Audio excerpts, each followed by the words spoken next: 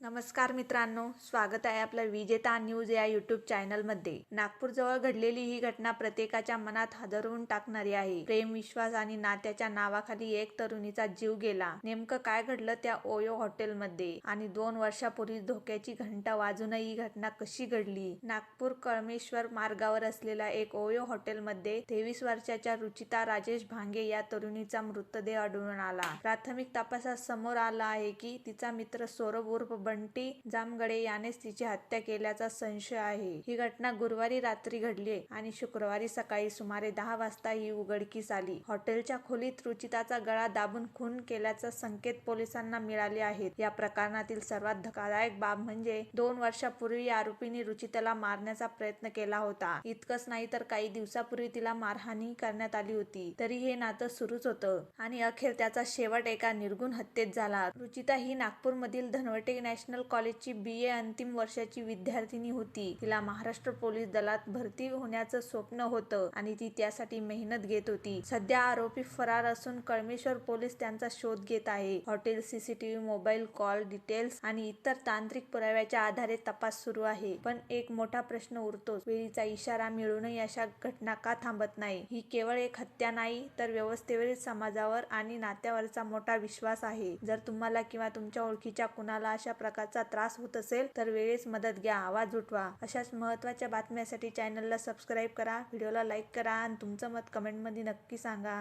धन्यवाद।